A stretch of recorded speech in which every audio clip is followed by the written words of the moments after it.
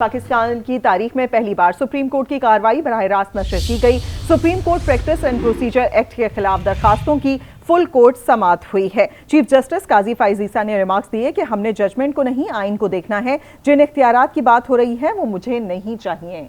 انہوں نے کہا کہ اگر دیے تو بھی لینا پسند نہیں کروں گا۔ پارلیمنٹ بہتری لانا چاہ رہی ہے تو سمجھ کیوں نہیں رہی؟ عدالت آئین کے تابع ہے، عدالتی فیصلوں کی نظیر کو میں نہیں مانتا۔ فل کورٹ سماعت کے دوران ریمارکس میں ریکارڈڈ کیس کا حوالہ دیتے ہوئے انہوں نے مزید کہا کہ اس سے ملک کو بہت بڑا مالی نقصان ہوا۔ ہمیں اوپر والے کو حساب دینا ہے، ٹھیک ہے، اکاؤنٹیبلٹی اینڈ ٹرانسپیرنسی۔ آپ ہمیں ٹوٹلی ان اکاؤنٹیبل بنانا چاہتے ہیں چیف جسٹس کو، میں تو بہت خوش ہوں گا، کیونکہ یہ قانون اگر سسٹین ہو جاتا ہے تو میرے پار تو کم ہو گئے۔ آپ کا آئین جو شروع ہوتا ہے وہ سپریم کورٹ کی انڈیپینڈنس سے نہیں شروع ہوتا ہے، وہ اللہ تعالیٰ کے بابرکت نام سے شروع ہوتا ہے، اور ہم سب everyone to exercise powers as a sacred trust. Recording کا کیس چلا، دونوں کیس فیصلہ ہو گئے تو میں اس پہ بات کر سکتا ہوں۔ سپریم کورٹ نے 184(3) میں اگریمنٹ اڑا دیا، ملک کو $6.5 بلین کی ڈز لگی۔ ہم نے کون سا جورسڈکشن استعمال کیا؟ ہم نے ایڈوائزری جورسڈکشن استعمال کیا۔ آپ کہتے ہیں نہیں، ملک کو $6.5 بلین کی ڈز لگ جائے تو لگ جائے، انڈیپینڈنس آپ کی چیف جسٹس کی ساخت پہ کمی نہ آئے۔ جی مجھے ایسے پاورز اپنے لیے تو نہیں چاہیے، میں اب وضاحت کر دوں، اگر آپ مجھے دینا چاہتے ہیں میں پھر بھی نہیں لینا پسند فرماؤں گا۔ میں نے حلف اٹھایا، میں آئین اور قانون کے تابع ہوں، پلیز میں اپنے حلف کی وائلیشن نہیں کروں گا کہ جی ججمنٹ کو، آئین کو تو چھوڑ دیجئے، آئین تو ہم پڑھیں گے نہیں، ججمنٹ پڑھیں گے بیٹھ کر۔ اس ملک میں کئی بار مارشل لاء بھی لگے ہیں، میں ان ججمنٹ کے تابع نہیں ہوں۔ آپ 100 ججمنٹ مجھے پلیس کریں، میں ایک بھی نہیں پڑھوں گا، میں کہوں گا آئین پڑھیے۔ 57,000 کیسز ایکیومولیٹ ہو گئے ہیں، تو اگر ایک بہتری پارلیمنٹ سمجھتی ہے، ایک بہتری لائی ہے، آپ فوکس ہی نہیں کر رہے ہیں انفورسمنٹ آف فنڈامنٹل رائٹ پہ۔ Supreme court practice and procedure act سے متعلق کیس کی سماعت کے دوران وکیل امتیاز صدیقی نے کہا ہے کہ اس قانون سے بنیادی حقوق متاثر ہوئے۔ چیف جسٹس نے کہا ہمیں یہ سمجھائیں کہ کیسے بنیادی حقوق متاثر ہو رہے ہیں۔ وکیل نے کہا ہمارے چیف جسٹس کے اختیارات کم کیے جا رہے ہیں۔ چیف جسٹس نے کہا کہ میں نے آپ کو اپنا وکیل نہیں بنایا۔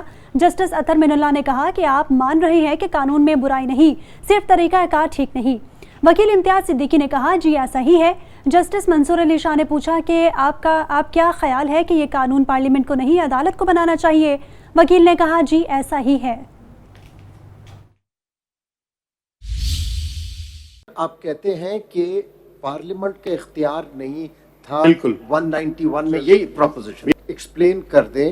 191 پڑھ لیں، اس میں اگر subject to constitution and law ہے اور سپریم کورٹ میں ہے، شیل نہیں ہے، it is not the right of the supreme court, law ہے۔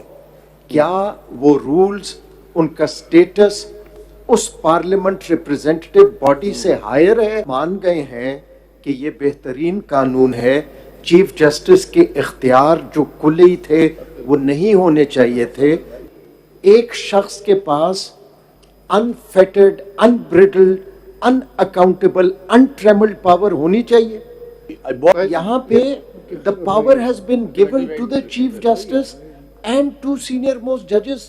ٹھیک ہے، اب آپ نے پہلے جواب دے دیا تھا، بالکل قانون صحیح ہے، مگر جب مائی لارڈ نے سوال دوبارہ پوچھا، اب آپ نے ٹھہر جائیے نا، جب آرگیو آپ کیجئے، آپ کا کیس ہے، مگر بتائیں بنیادی حقوق کون سا سلب ہو گیا یہ بتا دیں بس۔ اپلیکیبل کرنے کے لیے پہلے ہمیں بتا دیں کہ کون سے فنڈامنٹل رائٹ کو انفورس کرنا چاہتے ہیں جو انفرنج ہوئے ہیں۔ پہلے اس پہ آئیے، آئی ناٹ 199 یہی پاور ہائی کورٹ کے پاس ہے، وہاں کیوں نہیں گئے؟ یا تو ہم ریفرینڈم کرا لیں جہاں ہر مارشل اور ڈکٹیٹر کو 98.6% ووٹ ہمیشہ ملتے ہیں۔ ہمیں کیا پتا لوگوں کو کیا چاہیے، اس کی عکاسی ان کے نمائندے، الیکٹڈ نمائندے کرتے ہیں۔ آپ کو کون حق دیتا ہے یہ کرنے کا؟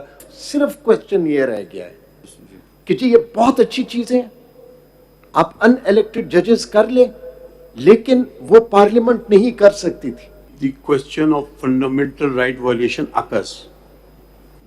Whether it occurs in rem or in personam is the next question. اب سمجھ آئی آپ کی بات، وہ یہ کہ قانون کا آبجیکٹو تو شاید عام آدمی کے لیے اچھا ہے، لیکن پروسیجر جو اڈاپٹ ہوا ہے یہ ہمیں بنانا چاہیے تھا، پارلیمنٹ نے کیوں بنا دیا، یہ سوال ہے۔ फुल कोर्ट समाअत के दौरान जस्टिस मुनीब अख्तर ने कहा कि पार्लियामेंट अदालत को डिक्टेट नहीं कर सकती। कल अगर पार्लियामेंट कह दे कि फैमिली केसेस की समाअत 5 जजेस करें तो ये अदलिया की आज़ादी का सवाल होगा और यकीनी तौर पर बुनियादी हकूक का मामला होगा। जस्टिस अतर मिनल्ला ने कहा कि इख्तियारात चीफ जस्टिस समेत 3 जजेस को देने से अदलिया की आज़ादी मुतासर नहीं होती। जस्टिस मंसूर अली शाह ने कहा दुनिया में कहीं भी बेंचेस बनाने का इख्तियार चीफ जस्टिस के पास नहीं। Independence of judiciary is not a salient feature of the Constitution. They are the ones who will decide whatever is written in Section 2 and whatever is written in Section 3. Can Parliament pick and choose? Can Parliament say no, 5 judges is too much, 1 judge is too little? These are aspects that go to the independence of the judiciary.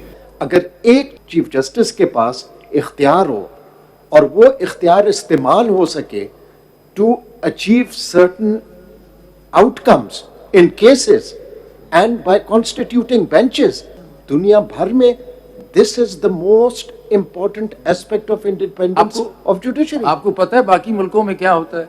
Judicial calendar start होने से पहले full court बैठता है और वो ballot से benches बनते हैं, या बैलेट होता है या रेफल। चीफ जस्टिस का कोई इख्तियार नहीं कि केस आज आया है और कल मैं अपनी मर्जी का एक बेंच बना दूं इस केस को सुनने का, जिसको मर्जी मैं बिठा दूं।